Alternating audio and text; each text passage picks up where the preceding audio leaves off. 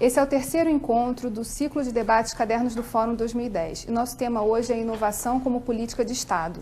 O que fazer para que as nossas competências se transformem de fato em desenvolvimento para o futuro do Estado. Para sentar aqui comigo, eu convido Carlos Camerini. Camerini é especializado em gestão de programas de cooperação técnica internacional pela USP e tem MBA em Management. Ricardo Saur. Dr. Saur é consultor na área de tecnologia da informação. E Valdir Monteiro.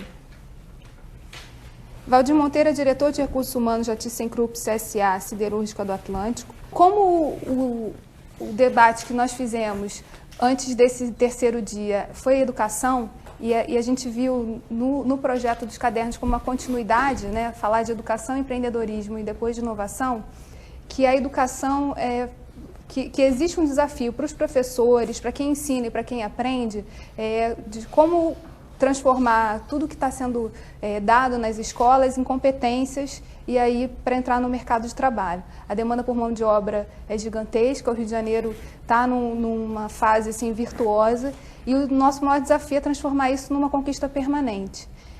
Disse que com competência a gente se estabelece. A gente ontem viu que a gente tem competência, né? O Estado do Rio de Janeiro tem competência, mas o que falta para a gente se estabelecer? E aí essa pergunta eu acho que para a gente abrir é uma pergunta para todos.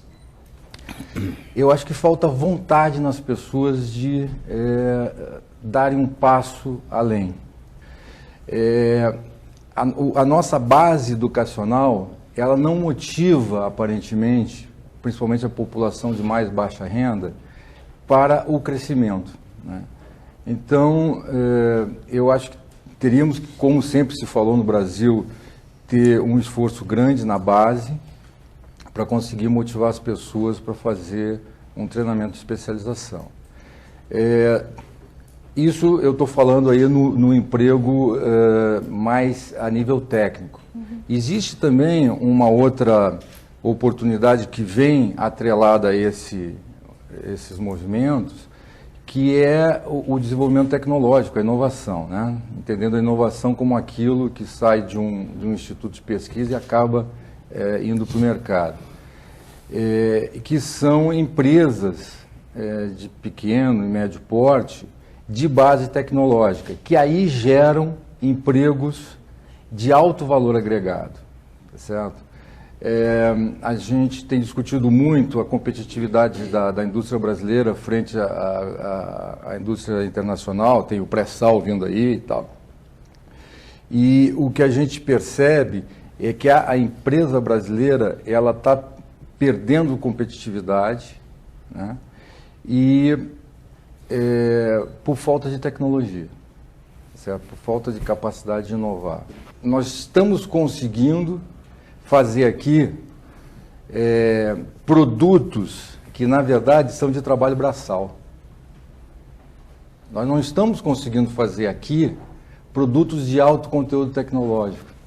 Então, eu acho que aí tem uma dificuldade e a solução passa pela educação, que foi o tema de ontem, mas que eu acho que vai permear toda a nossa discussão aqui hoje. Todos os dias, né? A gente sempre bate na questão da educação como um gargalo fundamental. Mas a gente reuniu 3 setores estratégicos para o Estado no segundo dia para falar da educação e da inovação na prática, né? Na área de tecnologia da informação, Saur, o que você acha que falta para a gente se estabelecer? Eu concordo inteiramente, nós estamos perdendo competitividade em algumas coisas inevitáveis. Por exemplo, nós não podemos competir com certos custos de mão de obra indianos e chineses, e nem queremos, porque para submeter o trabalhador brasileiro às condições que um trabalhador indiano e um chinês hoje enfrenta, isso não é o país que a gente quer.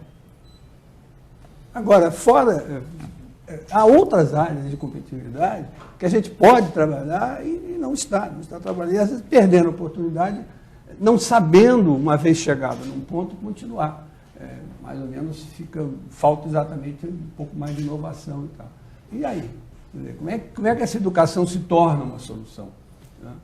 Então, para a gente ter que focar em alguma coisa, eu hoje estou muito envolvido nisso, eu acho que é uma coisa que a gente tem aqui no Rio de Janeiro. Né? Indiscutivelmente, a gente tem todas as condições de ser líder em algumas áreas. Tecnologia da informação é uma delas. Agora, o que está acontecendo no Rio no momento desse, essa falta de mão de obra na área de energia, de modo geral, de óleo e gás, ela se repete em TI. Há vagas não preenchidas em todas as empresas que a gente fala. Se você fizer uma enquete que pegar assim, 100 empresas ao acaso no Rio de Janeiro de TI, eu aposto o quanto quiserem que 90% delas tem vaga não preenchida. Mas, poxa, tem tanta gente desempregada, tanta gente procurando emprego, por quê? Porque não está havendo um casamento, tá, entre o que se produz nessa educação. Eu acho que o que tem que fazer é inovar na educação, mexer lá. O que a gente tem progredido e mexido e melhorado na mesma proporção que você constrói um complexo siderúrgico, constrói um complexo de energia, tem competências de competição mundial na área de TI, o que a gente está fazendo equivalentemente em educação? As empresas têm uma cultura de desvalorização do nível médio. Então elas preferem brincar de me engana que eu gosto. Eu vou buscar no nível superior de escolas noturnas, de faculdade de baixa qualidade, mas o cara está fazendo graduação superior, então ele não é nível médio. Nos últimos 10 anos, você tem as exceções. A Petrobras hoje não vivia sem o Cefet, não é verdade? A área de energia do Rio, se não tem um Cefet, estava muito pior. Eu acho que essa cultura, a gente precisa inovar nisso, precisa mexer com isso, questionar esses paradigmas. Com relação à educação, e eu estou na zona oeste do Rio de Janeiro, eu posso dizer de cadeira um problema sério que é o problema da retenção das pessoas na escola. Eu acho que há uma defasagem de posicionamento do ensino básico no Brasil. Nós fizemos segundo o próprio Senai diz, o maior acordo particular antes da Petrobras, eu creio, agora lá com relação a Itaboraí, de 10 milhões de reais para formar em processo siderúrgico pessoas sem experiência em siderurgia, mas um curso montado na Alemanha pela Thyssen, a 4 mãos com o Senai. Foram professores do Senai para lá e vieram os alemães para cá, montamos um curso de processo completo siderúrgico, são 11 módulos, cursos de 4 meses. E nós vamos buscar candidatos, alunos. O Senai buscou candidatos, eu diria, eu preciso de 1.200, 600 agora para poder entrar na base da pirâmide da área de produção, conhecendo o processo siderúrgico, mas eles vão fazer carreira lá dentro, e 600 fica como banco de dados, e o mercado está disponível também, quem tiver interesse, nós pensamos mais no social, nesse aspecto de dar oportunidade para a pessoa, qualificar a mão de obra. E fomos discutir a nota de corte do teste de matemática e português de 2º grau. Eu diria até que não é nem matemática, é aritmética, porque o curso era muito básico. Aí o professor do Senai falou assim, a nota de corte vai ser 6. Eu falei, mas como 6? A faculdade normalmente é 7, se a gente está fazendo um curso, eu vou pagar um salário mínimo para o aluno estudar durante o curso dele, vou pagar a bolsa, pagar tudo, podemos apertar um pouco na nota? Ele falou, que nota você esperaria? Eu falei, no mínimo 8. Para ter 8, para eu treinar esses 1.000 que você está querendo, eu preciso ter no mínimo 30 mil candidatos. Aí ele me convenceu a ficar no 6. O único critério que nós restringimos foi assim, preferencialmente zona oeste, do entorno imediato ou mediato da CSA, que são compromissos com o governo, com o próprio governo, e faz sentido. De 9.300 candidatos, teve 1.105 aprovados. 1.105. Para nós tirarmos os primeiros 480, que depois teve avaliações subsequentes, 480, para começar a trabalhar em startup nosso agora no mês de julho, foi uma certa dificuldade conseguir. Por quê? Porque a escola está formando, mas não está, ela está graduando, mas não está formando. As pessoas não conseguem captar, as pessoas não conseguem ler o manual. Nós tivemos que dar, nesse período, o atraso da obra foi até providencial, porque nós tínhamos contratado essa população, nós demos curso extra de português para eles. Para entendimento de leitura, para entendimento do que tem que ser feito. Mas eu acho que esse problema é muito grande, muito maior do que está na nossa mão. Tecnicamente, nós vamos formar mão de obra também para a indústria, estamos doando uma escola técnica para a cidade de Itaguaí, o Senai vai operar, e estamos doando uma escola de 2º grau para a Secretaria de Estado, que não tem 2º grau naquela região da João 23, ali que é o nosso entorno imediato ali, só tem 1º grau. Mas as indústrias estão dispostas a fazer, mas o problema é atrair essa motivação para dentro, num país assistencialista, que eu não condeno, acho que tem que ter, porque senão nós teríamos um problema inverso, né, da população desassistida, mas a competição é muito grande. Eu só queria fazer um parênteses aqui, se eu estiver alongando muito, mas o PCD, nós somos obrigados a ter PCD, é uma cota nas empresas. Eu não conheço uma empresa no Brasil que consiga preencher o PCD. O que é PCD? É portador de deficiência.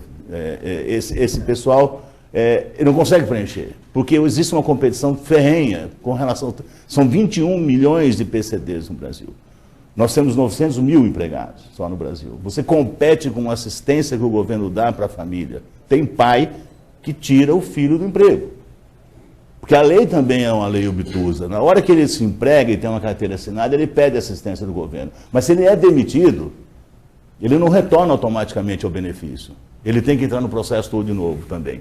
Então eles não querem perder. Eles querem trabalhar sem carteira assinada, por exemplo, que é outro expediente que a gente sabe das consequências disso na última. E aí a gente vai gerando uma Então, informalidade. eu acho que essa questão da educação é uma questão que nós... Acho que a indústria tem, a empresa tem como influenciar muito nisso, sabe? Além da intimidade, da proximidade, ela tem como passar a patrocinar alguma coisa de importância e relevância para poder fazer, inclusive, sentar no banco do corpo discente como conselheiro para traduzir o que é necessário no mercado lá fora. Mas que essas verbas que hoje vão praticamente 100% para instituições acadêmicas, universidades e tal, que elas passem, uma parcela, evidentemente, ela seja direcionada para as empresas.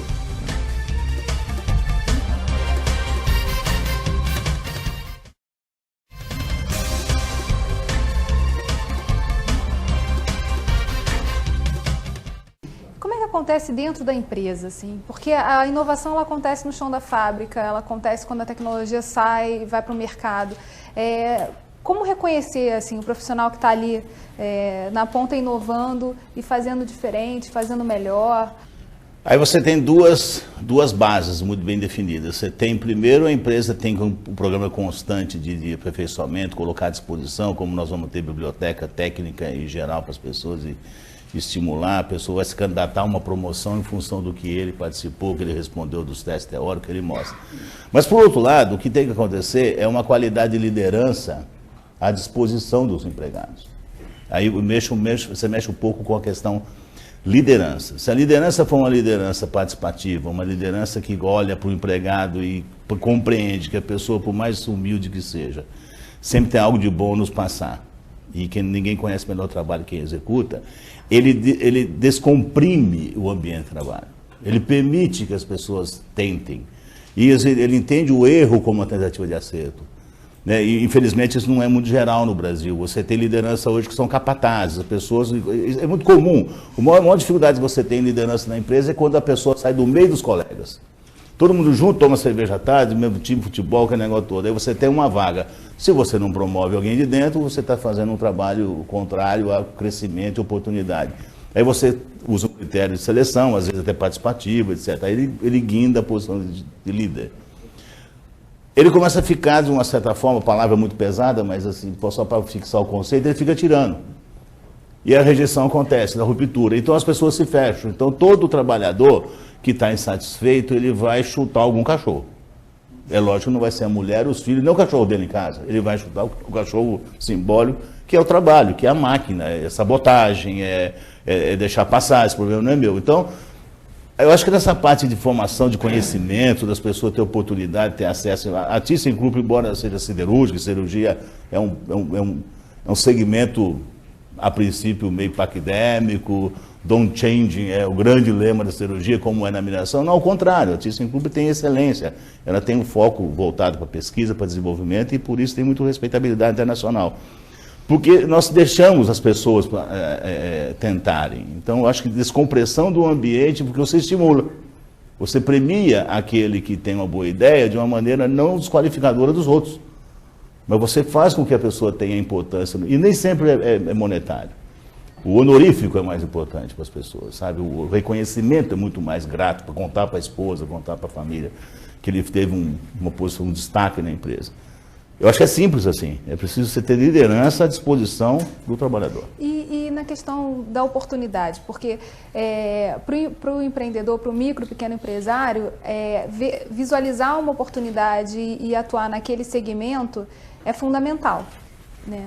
E a gente tem no estado do Rio de Janeiro a CSA, com um grande empreendimento que está surgindo na Zona Oeste, e o Comperge, que que também tem toda uma promessa de futuro aí, de se transformar numa cadeia ali no entorno de fornecedores para o complexo petroquímico e para a própria siderurgia. Como é que a gente trabalha essa pessoa que eventualmente não vai trabalhar na Thyssen, não vai trabalhar lá dentro do Comperj, mas pode sim ser um fornecedor, trabalhar nessa cadeia toda? O pequeno empresário, por exemplo, vamos usar aí o caso das empresas incubadas. Elas tendem a tentar trabalhar para as grandes empresas. Certo? Aí tem que entrar com o conceito de cadeia, né? Quer dizer, uma Petrobras, uma CSA, enfim. Elas são a cabeça da cadeia. Elas normalmente não têm contato com esse pequeno e médio. Ela tem contato com o grande fornecedor que depois vai desdobrando para o pequeno. O pequeno, ele tenta trabalhar para o grande. E o processo de relacionamento das grandes empresas com seus fornecedores é extremamente complexo e acaba matando o pequeno. Tá certo? Ele não consegue, vamos dizer assim, fornecer para o grande, ele teria que fornecer para os intermediários. Né? No contexto das pessoas que trabalham nessas pequenas e médias empresas, normalmente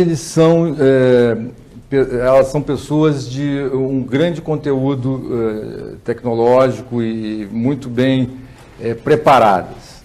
Acontece que, muitas vezes, para conseguir sobreviver, eles acabam entrando numa rotina, né, de tentar fazer cadastramentos e propostas e sobreviver no dia a dia, que ao longo do tempo eles também deixam de inovar. Né? Mas eu acredito que a nível assim, de criatividade, dentro dessas pequenas empresas incubadas, tá certo? E outras que já saíram para os parques tecnológicos, que está o futuro aí da inovação no Brasil. As verbas de tecnologia, que no Brasil hoje são abundantes, por incrível que pareça, a verba para tecnologia hoje no Brasil é abundante. Mas que essas verbas, que hoje vão praticamente 100% para instituições acadêmicas, universidades e tal, que elas passem, uma parcela, evidentemente, ela seja direcionada para as empresas. Né? Porque todos os cases que a gente tem mostrando o sucesso da inovação passam pelo poder de uma empresa induzindo uma demanda tecnológica num instituto de pesquisa. E aí muda também o papel do Estado, que tem então que induzir essas empresas a trabalhar. Com certeza. E aí o Estado exercendo seu papel de financiador, né, que ele já é hoje, às vezes ele induz empresas a fazer isso através dos seus fundos setoriais, né? Ele, de alguma maneira, ele orienta as empresas para fazer o desenvolvimento tecnológico interno. Né? Muitas empresas não vão conseguir fazer isso sozinhas e aí então vão contratar institutos de pesquisa. Me parece que é uma saída que hoje é um consenso nacional, mas que depende inclusive de mudanças de legislação. Quais especificamente? A possibilidade de você conseguir colocar recursos públicos em universidades. Já existe alguns processos, que são os processos de, me ajuda aí, subvenção, né? Mas que ainda são muito pequenos e ainda complexos em termos de exigência de garantias, a parte burocrática, que tem que ser aperfeiçoada. Nós temos um programa, então, para desenvolvimento de fornecedor. Tem uma experiência em Vitória, no Espírito Santo, muito interessante, que foi feito lá também. Acho que foi, inclusive, capitaneado pela Vale do Rio Doce, de que você leva a ISO 18000 para dentro do fornecedor. Você só contrata ele assim, para trabalhar conosco, você tem que respeitar o meio ambiente social, treinar as pessoas e, ao mesmo tempo, ajudar a escola técnica a suprir mão de obra. Sem a qualidade ali dentro de quem está te fornecendo. Sim, não tem dúvida. Não tem dúvida. Não é porque é pequeno empresário que tem uma caldeiraria que ele pode ser um empresário sujo com o meio ambiente, pode uma oficina jogar graxa no chão. Nós não podemos cobrar desse pessoal. Eu acho que esse conceito do berço ao túmulo com relação à qualidade está certo. Nós somos muito visados. Nós estamos no palco agora, né? Todos os Ministérios Públicos estão em cima de nós, todos os órgãos nacionais. E está certo, o Brasil evoluiu muito nesse sentido. Eu acho que é primeiro mundo a nossa legislação. Nós temos que fazer isso na cadeia desdobrada. É por aí, é o desenvolvimento do fornecedor, do subfornecedor, do sub-subfornecedor, é o efeito parafuso. Isso. Quer dizer, o que está acontecendo hoje é que a gente até consegue lá nas camadas superiores ter um alto nível de qualidade e competitividade. Então, lá em cima a gente até consegue ser competitivo. Quando chega no parafuso, o nosso produto rompe por causa do parafuso que é feito numa pequena... Concordo. Indústria ou uma pequena empresa que não chegou o processo de desenvolvimento do fornecedor. E esse é um grande gargalo e que não é difícil de ser resolvido, ao menos em tese. Tá certo? Até porque quem contrata tem o poder de exigir. Exatamente. Mas se você exige do seu e você faz o que ele exige do outro, o que ele exige do outro, e você checa isso com auditoria de qualidade, que tem método para isso, né? Você vai chegar nesse ponto. Agora, ela precisa depois se comprometer que uma percentagem dos alunos, pelo menos um terço, ela entregue. Ela dê essa oportunidade de treinamento.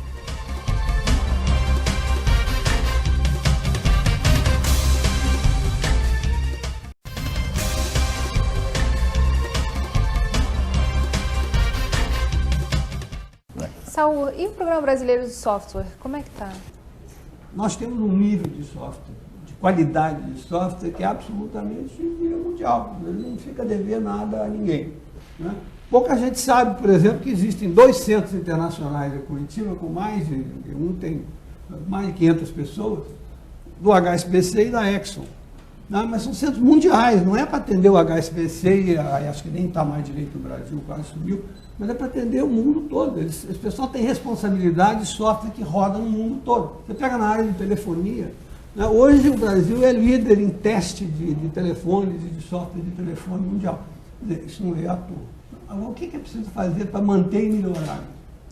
Então, gente, software tem essa grande coisa, né? O investimento de infraestrutura, ao contrário de uma siderúrgica, né? A cabeça, treinar o pessoal. Né? Às vezes é até mais difícil, porque é menos concreto. Está rolando neste momento aqui no Rio de Janeiro, né? Uma coisa que está prometendo muito ser talvez uma das alternativas de inovação, de preparar sobretudo o nível médio. O modelo tradicional hoje de formação de pessoal, em geral, não no caso de empresas que precisam, que sabem muito bem o que querem. Você não vai deixar, né, que o pessoal que ensina fique ensinando besteira que não adianta nada. Né? O que é o modelo genérico hoje? Nós vamos fazer o seguinte, vamos para uma área carente, vamos colocar lá uma ONG, arranjar, vamos botar curso. Eu acho que funciona muito bem quando você está nos cursos básicos, essa coisa. Aí tem curso de manicure, de pedreiro, de cabeleireiro, enfim. Agora, quando você começa a subir na cadeia de valor, quando você começa a entrar naquilo que é o que precisa hoje, essas vagas precisam ser preenchidas por gente com competência. Quando você começa a pedir competência, começa a ter problema. Por quê? Você faz um curso genérico, né? Pega aqueles meninos lá, treina os meninos, gasta um bom dinheiro, o curso pode ser muito sério, depois solta ele no mercado. Esse é o modelo tradicional que a gente tem hoje de educação e tecnologia. Gente, o que se desperdiça com isso? Porque esses meninos, não basta dar o diplominha para ele, porque ele não vai poder fazer nada com aquilo. Ele não vai chegar nas empresas, em geral ele vai chegar, vai bater na porta do RH, ou de coisa que vai. Eu volto a dizer, as exceções das empresas que entenderam isso. Mas o mercado, em geral, não deixa aquele menino nem ganhar isso de experiência, porque aí ficar naquele ciclo vicioso. Então, esse modelo diz o seguinte, vamos pegar esses garotos, vamos pegar as empresas, ainda que genericamente, não especificamente para um programa, né? Vamos criar um conceito de madrinha. Elas se comprometem a participar do recrutamento, que é a coisa mais importante que tem no começo. Diz, um mau recrutamento vai dar um mau curso e maus profissionais. Por quê? Porque você tem que selecionar não somente os que são bons, mas os que têm aptidão. Esse negócio de achar que todo mundo dá para tudo, não é verdade.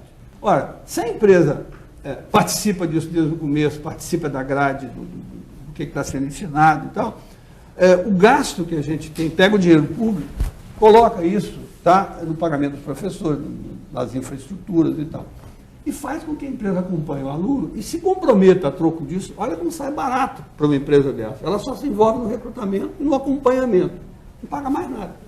Agora, ela precisa depois se comprometer que uma percentagem dos alunos, pelo menos um terço, ela entregue. Ela dê essa oportunidade de treinamento. é a melhor maneira que a gente consegue de, no final do curso, o aluno engrenar rapidamente na produtividade da empresa. E aí vem um caso que o Valdir aqui lembrou muito bem quando a gente estava conversando aqui, que além dessa preparação tecnológica, além até do português que você tem que ensinar ao pessoal, tem a questão da linguagem, de língua, inglês. Num curso desse, metade da carga horária é inglês técnico voltado para a tecnologia da informação. Aí você pode fazer coisas suplementares, faz um glossário multimídia, para você treinar a pronúncia, treinar o ouvido e tal. Coisas que vão barateando o que antes era um custo muito alto. Aí você coloca o foco da história na empresa. Olha aqui, ó. E esse eu acho que é o próximo passo para a gente trabalhar nisso, que é conscientizar a empresa de que isso é um bom negócio para ela. É bom em todos os sentidos. Não é porque você vai sair na foto e dizer, eu sou uma empresa cidadã, então eu vou receber meu prêmio e tal. A gente está vendendo isso para as empresas como business. Dizer, olha aqui, é um bom negócio para você. Porque o que está acontecendo hoje? Na área de TI é o seguinte, a pirâmide famosa de ingressar na carreira, na área de TI hoje em dia é um losango. Há uma falta absoluta de gente no nível de entrada, no nível preliminar. Né? O pessoal já quer gente preparada. E aí o que acontece? Você tem uma competição desenfreada, aí tem pouca mão de obra, porque né, você vai subindo a pirâmide, vai diminuindo. Se você faz o losango, então está todo mundo competindo aqui pelo meio do losango, aí entra a questão do custo. Começamos a não ficar competitivo. Por quê? Porque a empresa hoje, você vai na maioria das empresas de TI aqui, né, elas não têm essa cultura de pegar um camarada em desenvolvimento, que é o cara pronto. Aí o que acontece? O cara pronto se valoriza muito mais, é ótimo para ele, mas para a sociedade não é. Aí dá turnover alto, ele desesperar depois, qualquer um, teoricamente, vai começar. Olha só, um dos fatores que o Brasil está tendo preferência por vários compradores de serviços de TI em relação à Índia, com toda a tradição dele de ser dono do mercado mundial, é a continuidade. Na Índia desenvolveram tanto essa história de progresso das pessoas, que desenvolveu-se uma cultura nas empresas de TI seríssima, que é o seguinte, o camarada não tem a menor lealdade com a camisa. O camarada sai na hora do almoço, encontra num daqueles parques tecnológicos, aquela ilha californiana no meio da miséria, né? Você vai lá, encontra ele na hora do almoço e diz que, onde é que você está trabalhando? Lá. Resultado, ele volta do almoço, chega assim, gente, fui, deixa o lápis e vai embora. E a descontinuidade do projeto que se dane. E o cara que recebe ele acha isso natural. Aqui no Brasil, no mercado nosso, faz isso 2, 3 vezes. O garoto vai ganhar uma plaquinha que ninguém mais quer ele. Saúl, eu queria agora abrir para a plateia. Há um programa da FAPESD, Fundação de Amparo à Pesquisa, de integração universidade-empresa, onde os projetos de pesquisa são desenvolvidos conjuntamente, projeto de inovação tecnológica, conjuntamente entre a universidade e uma empresa. Mas isso tem funcionado mais para as pequenas e médias empresas. Para as grandes corporações, o processo é um pouco diferente. É claro que a questão da educação permeia tudo isso, a educação básica, ensino fundamental, médio, né, cobre uma área importante. Mas eu me refiro à área mais avançada, que envolve tecnologias de ponta visando ao desenvolvimento de produtos tecnológicos altamente acabados. Eu sou do tempo que as escolas técnicas federais eram formadoras profissionalizantes. Havia a obrigação do estudante cumprir os 3 anos na escola, fazer um estágio profissional que era necessário para ele concluir o curso. O Ministério de Ciência e Tecnologia, esse é um testemunho, lançou um edital para satisfazer aí o que o pessoal estava dizendo, para sensibilizar pequenos e micros empresários para a necessidade da inovação. Então, eu queria dizer esse testemunho para dizer, os empresários estão sedentos. É preciso que a gente acerte apenas, agora eu estou falando como instituição que ensina, que tenta capacitar, o tema certo, o horário certo, e eles precisam essa educação, essa motivação, eles se sentirem dentro do sistema, só isso. O que se vê, de uma forma em geral, não é a oportunidade do empresário para chegar, né, dentro de uma instituição e ele poder ter o aprendizado, aí falando um pouco da questão da educação. Quer dizer, o próprio empresário ter a oportunidade de desenvolver o seu produto. Quer dizer, esse modelo que nós temos, de uma forma geral, do relacionamento universidade-empresa, é um relacionamento que termina na porta, no guichê da universidade, onde o empresário chega com uma solicitação e a universidade leva aquela solicitação para dentro dos seus laboratórios e volta com o resultado, né?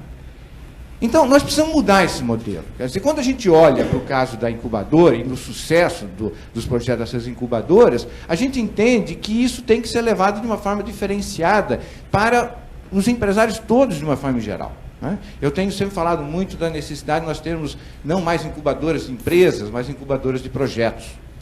Ao contrário do que acontece em muitas instituições de pesquisa, que o pesquisador tranca o seu produto, ninguém mexe naquele equipamento que ele tem, só ele sabe usar aquele equipamento, e, portanto, se o empresário chegar lá, ele vai pedir para fazer pura e simplesmente um teste, ele não tem integração com o produto. Então, eu queria trazer um pouco essa questão dessa forma de interação, né, da necessidade de nós mudarmos essa cultura, né, da relação entre o desenvolvimento tecnológico e o conhecimento do que tem que ser feito efetivamente para que esse desenvolvimento ocorra, trazendo uma segunda questão, a interiorização. O que está acontecendo hoje? O empresário, quando ele chega na universidade, ele vai ter várias dificuldades. Primeiro, o recurso que ele tem é limitado, quando tem recurso, né? Segundo, ele vai esbarrar com problema de propriedade intelectual, que hoje, após Lei da Inovação, passou a ser extremamente complexo, uma negociação quase que, eu não diria interminável, mas provoca muita desistência. O terceiro, a linguagem, tá certo? É extremamente difícil os dois conversarem tentando chegar no mesmo objetivo. Quarto, e eu acho que é o mais importante de todos, quem está fazendo pesquisa é professor. Nada contra os professores, são fantásticos, tá certo? Mas o professor, ele tem uma obrigação de dar 80% do tempo dele, ele dá aula. Então, essa verba que existe, governamental, para pesquisa, desenvolvimento e inovação, nas universidades deveria gerar institutos de pesquisa. Esses institutos de pesquisa deveriam ser compostos por pesquisadores. O instituto vai ao mercado e procura pesquisadores, ou dentro da própria universidade, alunos de mestrado, doutorado, que seja, e os contrata para ser pesquisadores. Eles vão fazer 80% do tempo deles de pesquisa e 20% da aula, como muitas das pessoas que trabalham em empresa. Enquanto isso não acontecer, a relação universidade-empresa, ela não vai acontecer no Brasil. Então, acho que é preciso entender também que os empresários também estão escaldados.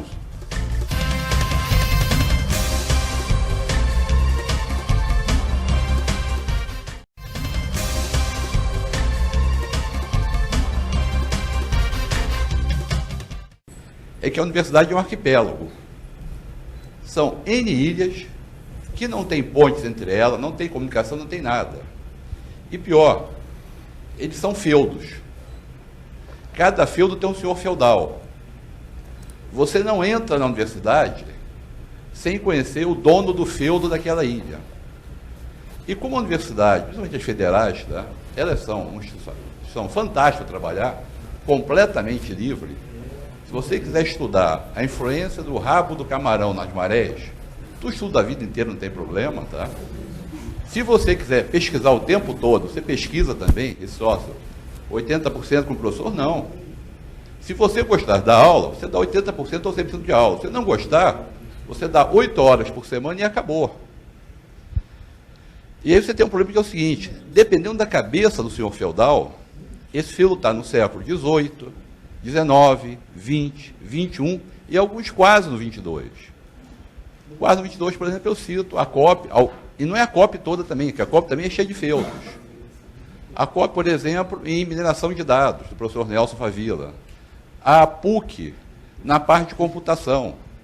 Então, são coisas que é muito difícil para o empresário de fora, tá, chegar ao pesquisador certo. Eu discordo quanto à questão de que o professor ele deveria ser, eventualmente, nas universidades, ser contratado simplesmente para pesquisador, eventualmente, né, uma boa parcela. Eu acho que é fundamental o professor estar com o pé na sala de aula, é fundamental até para a formação. Quando você comenta que hoje, na CNCT, vai ser discutido a questão de que a verba não seja prioritariamente, verbas tecnológicas, né, não sejam prioritariamente para as universidades e também para a empresa, eu acho ótimo, desde que, né, as empresas tenham um entendimento do que é a inovação, né. Eu acho que muitas empresas hoje, na hora que buscam esse tipo de subsídio, esse tipo de fomento, elas buscam no sentido de compra de novos equipamentos, novas máquinas, e não necessariamente, ela vai estar simplesmente modernizando o parque industrial dela. Eu acho que isso acontece nas empresas e, às vezes, acontece nas universidades também. Né? Quer dizer, o meio acadêmico também tem que ter uma compreensão de que o papel dele não é apenas formação de pessoal, né? Não é apenas produção de artigos. Né? O meio acadêmico tem que ter uma compreensão que ele deve muito mais à sociedade do que apenas isso. Às vezes eu não consigo ser claro, até porque eu acho que é meio paradigmático mesmo. Né? Contratar um outro tipo de pessoa, que não é o professor, não é uma pessoa que goste da aula, que é um bom, que transmite conhecimento para as pessoas. Não é esse cara, não. É o pesquisador. Conheço muitos pesquisadores que têm medo de entrar numa sala de aula. A outra coisa é o recurso na empresa. Também é outro negócio que é difícil dentro da nossa cultura. Tá certo? Porque a gente tem aquela coisa assim de que a empresa, alguém vai pegar aquele dinheiro e vai fazer alguma coisa.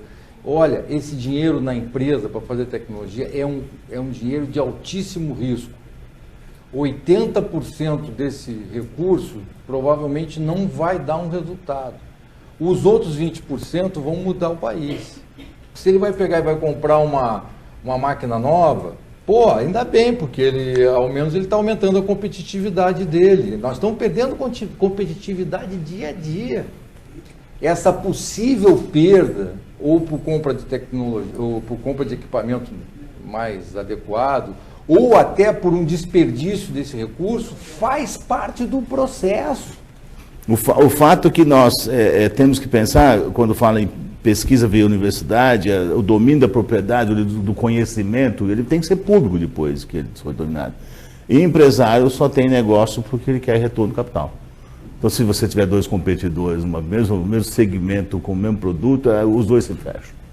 Porque não sabe quem dá o primeiro passo, né, para poder fazer uma pesquisa e aquilo cair em domínio público. Então, é delicada a questão. Acho que tem que ser uma coisa sentada mesmo e olho no olho e você conseguir estabelecer essa relação de confiança, porque ou traz o professor para dentro para poder, na indústria, ele ter uma prática, uma visão prática, ou você forma a gente na faculdade e traz depois para desenvolver dentro da empresa, né? Acho que tem duas extremidades aí. Uma até que passou meio despercebida, que eu até gostaria que depois você falasse da sua experiência, quer dizer, e as outras pessoas, que é a questão da língua inglesa, quer dizer, dentro do processo de formação e capacitação das pessoas. E outra, na outra ponta, que aí eu acho que a questão é foco. Eu acho que está faltando direcionar o foco, quer dizer, desses partícipes do processo de inovação. E a dificuldade de uma empresa desenvolver a sua tecnologia e tocar o seu dia a dia. O principal é assim, como é que a gente trabalha esse foco no sentido de botar a inovação na prática, tá? E a gente virar alguma coisa competitiva. O problema da Vale hoje está sendo pessoas, está sendo gente. Para mandar para fora, ele está pronto, ele está ávido para mandar para fora, gente, para poder, já está fazendo muitos negócios lá fora. Você pega esse problema que está tendo na INCO lá do Canadá, há 9 meses de greve, por exemplo, falta um interlocutor, negociador sindical do lado brasileiro que seja fluente em inglês para negociar com o cara lá. Então, esse lado desse lado do idioma, nós temos lá recepcionista que tem que ter bilíngue, tem que falar inglês, por exemplo. Então não tem mais jeito. Eu tenho um filho que não estudou, não quis ir para os Estados Unidos, fazer intercâmbio nem nada, ele falou, eu não gosto de inglês. Eu falei, não precisa gostar, mas basta você falar. Né? Não precisa gostar de inglês. Então, essa demanda, não sei se eu respondo a sua pergunta, que tudo hoje é inglês, não tem como se escapar disso, né? Eu me lembro uma experiência que eu tive na Zéia Brown Boveri, foi com a FEI em São Paulo. A FEI, na época, começou com incubador e deu bons negócios, mas eu acho que falta apoio externo. Eu acho que as indústrias, mesmo que não seja para o nosso segmento, eu acho que tem que criar uma bolsa, um fundo de capital das empresas para estimular, para dar vazão a essas coisas. Não precisa ser quando está no ramo dela. Na verdade, no ramo dela tem pesquisa interna. Então, as experiências são interessantes. Eu tenho visto na Zona Oeste, mesmo escolas técnicas, pessoal desenvolvendo coisas maravilhosas, de aplicabilidade imediata na área de serviços, na área, inclusive, na vida pessoal, e morre ali, porque, na realidade, ninguém investe e bota o capital. Alguns bancos começam, o Banco Votorantim criou o Banco Venture, que é o banco justamente de fomento disso aí. Escuta, todo mundo está consciente que tem que botar dinheiro para o pessoal aprender inglês. A grande discussão é a seguinte: como é que você afere o resultado? Tinham várias na mesa, grandes empresas brasileiras discutindo isso. E, olha, o que a gente faz? Paga bolsa, paga curso, faz curso aqui dentro, cria uma universidade. Como é que faz? Chegou a essa conclusão de que não tinha. O pior problema para os empresários da área, por exemplo, de RH, de dizer que tinha que fazer um curso, era justificar para a tesouraria ou para a diretoria o resultado. Tá bom, eu te dou o dinheiro. Mas e aí? Como é que você sabe se o cara aprendeu mesmo ou não? Então, daquele negócio, daquela discussão, criou-se um consenso que era preciso um mecanismo de certificação. Aí criou-se um projeto, agora em junho vai ser voltado a público, chama English Soft. Quer dizer, é o inglês para software. Tá? Então você faz um exame de certificação, tá? Não vai ter valor nenhum acadêmico, mas todas as empresas que estão participando estão comprometidas a honrar esse tipo de diploma. Então, por exemplo, amanhã, se eu te convencer de que aquilo é bom, amanhã você precisa de um profissional de TI que fale inglês. Você não precisa gastar um tostão, testar o inglês dele se ele trouxer um certificado que é acreditado pelo mercado. A gente precisa fazer isso, né? Eu acho que essa experiência ela precisa ser estendida para outras áreas. Então, e precisa ser de vários níveis. Da mesma forma que eu tenho esse curso, até com ensino à distância, com apostila para dar suporte, tem um glossário de 2.400 termos online. O camarada quer treinar o ouvido, ele vai lá, vê um teclado, está escrito keyboard ali, ele fica apertando keyboard, keyboard, keyboard. O cara, é uma bobagem, mas imagina isso estendido às outras áreas. Então você pega a área de turismo do Rio de Janeiro, a gente precisa treinar um monte de gente muito rápido.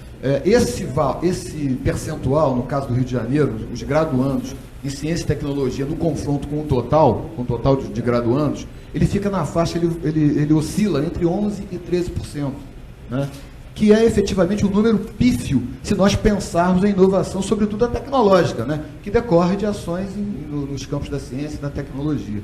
O que o Estado, como sua política de educação, tem feito com relação a esse número que me parece preocupante. O IPEA, há pouco tempo, soltou uns relatórios onde, enfaticamente, ele coloca que, se o PIB brasileiro superar 5%, essa formação de engenheiros não sustenta o desenvolvimento no âmbito do que está se colocando aqui. Uma outra questão, né, já um outro assunto, é o seguinte: o INPI, Instituto Nacional da Propriedade Intelectual, coloca lá à disposição de todo mundo, lá nas suas estatísticas, né, uma estatística muito interessante que diz respeito ao desembolso de tecnologia, né, desembolso de divisas por conta de aquisição de tecnologia. Se vocês olharem lá, né, base ano 2009, nós tivemos um desembolso da ordem de 3 bilhões de dólares. E o Rio de Janeiro, ele está ali na posição de co-liderança desse valor, né? Então, a minha colocação é a seguinte: será que nós não temos condição de paretar, pegar essas áreas em que se dá esse desembolso de divisas por tecnologia tão grande num estado como o Rio de Janeiro e, em função de um estudo, um pareto em cima dessas áreas, identificar que competências podem ser aliadas a esse desembolso de divisa que se esvai e que poderia efetivamente ser reinvestido, reaplicado, internalizado na economia do Rio de Janeiro? A impressão que dá é que a universidade, né, não está à altura, não acompanha ao setor empresarial, e eu acho que o setor empresarial brasileiro em nada é diferente do setor universitário.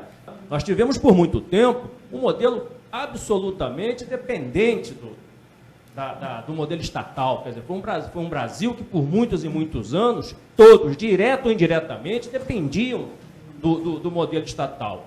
E o setor empresarial, em muito, se acomodou a isso. Por fim, a universidade passa, eu também vou generalizar, mas eu acho que é um problema que é muito sério hoje na universidade, a questão de um modelo extremamente sindical.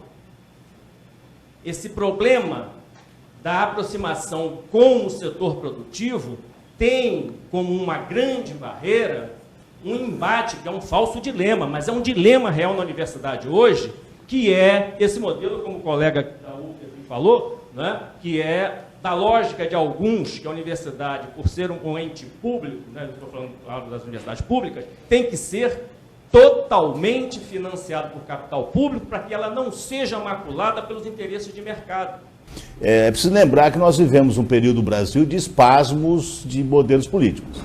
Né? Você teve a revolução, a questão militar, onde o setor de telecomunicações foi o que mais desenvolveu. Naquela época, fala-se, o militar apregou a isso, que telecomunicações desenvolveu muito, deve ser para poder inspecionar mais o cidadão civil, por isso desenvolveu muito, o negócio de telefone, essas coisas. Então, assim, as empresas mamavam na teta do governo, por quê? Porque a economia fechada, era proibido mandar capital para fora, as multinacionais se demandaram do Brasil, sucateou-se o que tinha aqui dentro, nós tivemos, segundo o leigo falo, tivemos a tal dos computadores Cobra, fechou o mercado, talvez tenha estimulado muito a criatividade interna brasileira, que foi bom por um lado, por outro lado colocou as empresas estrangeiras com muita dificuldade. Então as empresas foram baixando o padrão dela, foi ficando no commodity, ficando naquilo que era para subsistência, para não fechar. Quando a gente pega a Alemanha, que eu conheço melhor, que tem uma relação intrínseca de unha e carne com a universidade, de geração de riqueza interna, porque você tem uma economia estável. Estável que eu digo politicamente estável, não é em relação, não é só economicamente estável. Esse é o fato. As empresas estão voltando. Estão voltando. O Brasil, felizmente, está começando a dar sinais de que nós podemos ter uma economia. Os contratos são válidos no Brasil. Hoje, o capital estrangeiro que entra aqui não tem mais medo de ser surrupiado do dia para a noite, como se tinha no passado. Então, acho que é preciso entender também que os empresários também estão escaldados. E sem falar que aí vem multinacional que traz de fora todo o baú dela de fora e a gente fica aqui dentro dizendo, peraí, não traz tudo não, vamos começar a desenvolver aqui dentro. A TICE tem esse papel. A TICE, como recurso humano, não me dá uma folha para eu traduzir e para implantar aqui. Eu falo, você conhece o Brasil, você que é brasileiro, você sabe o que é preciso. Tanto que eu fui convidado pela TICE para ser o representante junto à PUC, junto à USP, essas empresas. Eu falei assim, você vai ser o nosso contato lá. A TICE da Alemanha está fazendo esse convênio. Mas esse passo adiante está acontecendo agora. Nós estamos todo mundo de fralda ainda para poder chegar no nível ideal.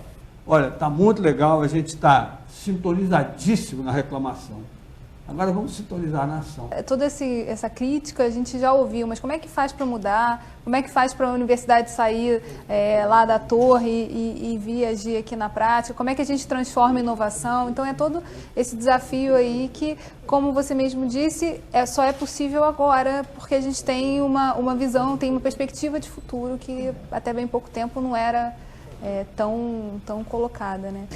A gente está chegando ao fim do nosso debate. A gente falou do papel das empresas, né, nesse processo de formação, falou do papel da universidade, que tem que se adaptar, né, a esse modelo de futuro que a gente está desenhando, mas fechasse falando um pouco do papel do Estado nesse processo e aí já encerrando o nosso debate e as participações. Acho que o Estado precisa se reposicionar a serviço da sociedade, que é o papel dele. As leis são impostas aos empresários, como lei dos PCDs, como lei do menor aprendiz, por exemplo.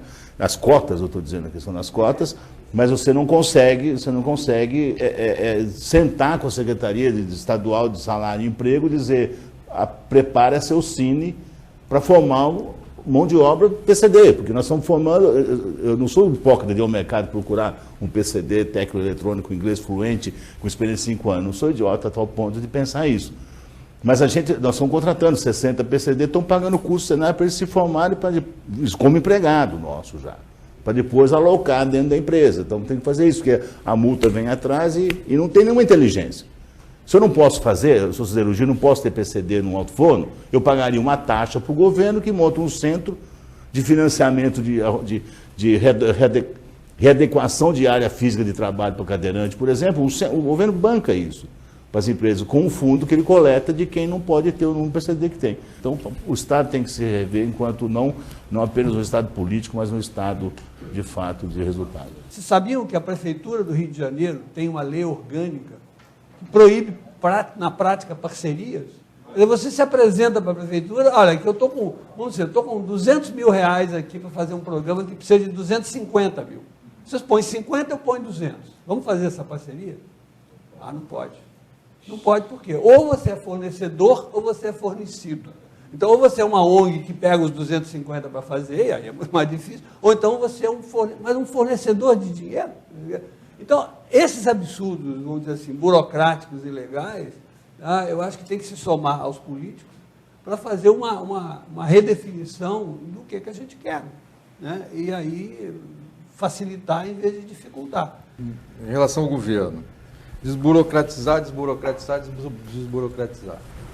Tá certo? Acreditar na ética, na honestidade e focar em resultados, né? Sempre que ela fizer um financiamento e não no controle. Eu queria agradecer a presença de todos vocês, Valdir, Camerini, Saul. Agradecer à plateia que tem uma participação tão importante nesse projeto quanto o pessoal que está aqui na mesa, porque é dessa discussão, é desse embate de ideias que a gente vai construir alguma coisa para o futuro. O projeto Cadernos do Fórum é um projeto do Fórum Permanente de Desenvolvimento Estratégico do Estado, que é formado pela Assembleia Legislativa e por mais 28 entidades e universidades. Então, muito obrigada e obrigada a vocês.